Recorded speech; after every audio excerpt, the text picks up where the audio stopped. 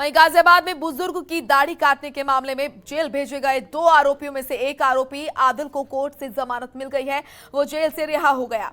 वहीं आरोपी इंतजार और उसके साले सद्दाम को पुलिस ने बुधवार रात 12 बजे गिरफ्तार कर लिया। इस तरह अब पुलिस के कब्जे में कुल 5 आरोपी हैं, जबकि 7 आरोपी फरार हैं। उनकी तलाश में पुलिस दबिश दे रही है। एसपी ग्रामीण डॉक्टर ईरज राजा ने बताया कि अन्य आरोपियों की तलाश में दबिश दी जा रही है। जल्द ही उन्हें भी गिरफ्तार कर लिया जाएगा। तो गाजियाबाद के वायरल वीडियो पर बवाल लगातार बढ़ता हुआ नजर आ रहा है। अब तक कुल 5 आरोपी इस मामले में गिरफ्तार किए गए और आपको बता दें कि इनमें से एक आरोपी को रिहा कर दिया गया है इस मामले में। तो ये अपडेट आपके सामने। उन्होंने वैसे प्रॉपर तरीके से अभी तक बयान भी उन्होंने आके नहीं दिए। कई बार हमने उनको बुलाया है। और रही बात एफआईआर की, जिसके बारे में वो क्लेम कर रहे हैं कि एक तहरीर उन्होंने पहले दी थी फिर दूसरी बाद में दी थी, ऐसा बिल्कुल नहीं है। उनकी लिखाई गई तहरीर पर ही मुकदमा पंजीकृत किया गया था और उनके द्वारा एफआईआर लिखाने में कई सारे तथ्य छुपाए गए थे, जैसे कि ऑटो में कुछ लड़कों द्वारा ज़बरदस्ती पकड़ के ले जाना। दूसरा पॉइंट था कि अज्ञात लड़के होना।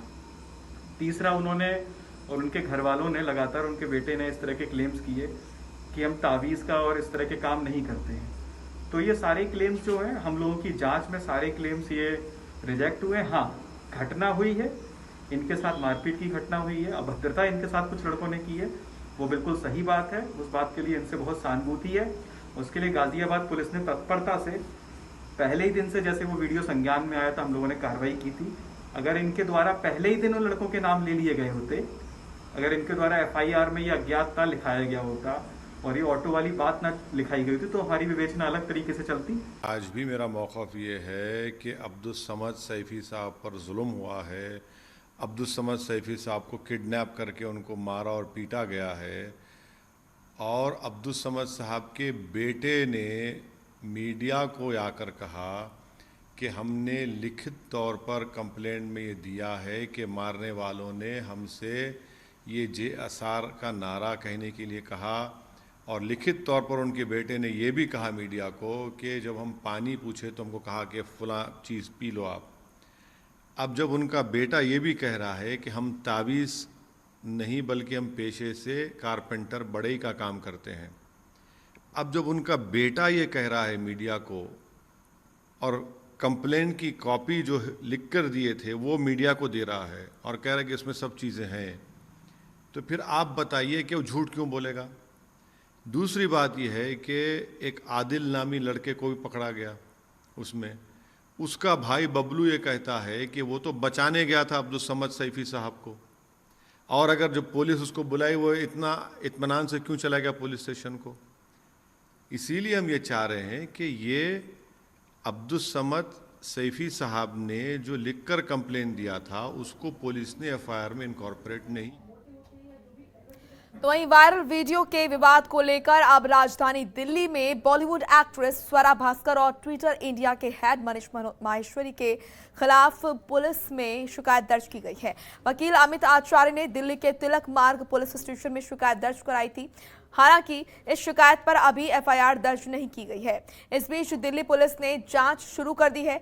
वहीं 72 साल के बुजुर्ग के साथ मारपीट के मामले में लोनी विधायक नंदकिशोर गुर्जर ने राहुल गांधी, असदुद्दीन ओवैसी, अभिनेत्री स्वरा भास्कर के खिलाफ रासुका लगाने की मांग की है। उन्होंने लोनी बॉर्डर थाने में तहरीर देकर कार्रवाई को कहा है।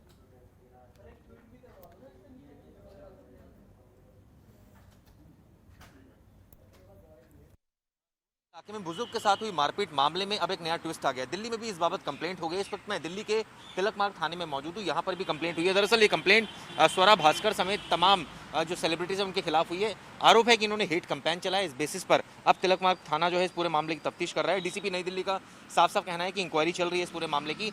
इस सिलसिले में गाजियाबाद के लोनी बॉर्डर पर जो है वो मामला दर्ज हुआ था। उमेद के खिलाफ भी एक अलग से एफआईआर दर्ज हुई है। दरअसल ट्विटर के खिलाफ भी एफआईआर दर्ज हुई है गाजियाबाद में। 5 लोगों को अभी तक गिरफ्तार किया जा चुका है। ये आरोप लगाया गया कि दरअसल जो फैक्ट्स थे उसको ट्विस्ट किया गया। इसी बेसिस पर जो है जो वायरल वीडियो थी उसको जो है एक अलग ढंग से दिखाया गया, जिससे सांप्रदायिक जो सौहार्द है उसके बिगड़ने की आशंका हुई, तो इसी बेसिस पर एफआईआर दर्ज हुई। बहरहाल इस पूरे मामले की अब जांच की जा रही है। एक तरफ जहां गाजियाबाद पुलिस इन्वेस्टिगेशन कर रही है, अब दिल्ली पुलिस भी इस पूरे मामले की जांच करेगी। क्या आने वाले दिनों में स्वरा भास्कर समेत तमाम लोगों के खिलाफ मामला दर्ज होगा, ये जांच के बाद ही साफ हो पाएगा। कैमरामैन सुमित के साथ चिराग गुठी, जनतंत्र टीवी, दिल्ली। खबरों के निष्पक्ष विश्लेषण के लिए सब्सक्राइब करें Jantantra TV and press the bell icon. Never miss any update.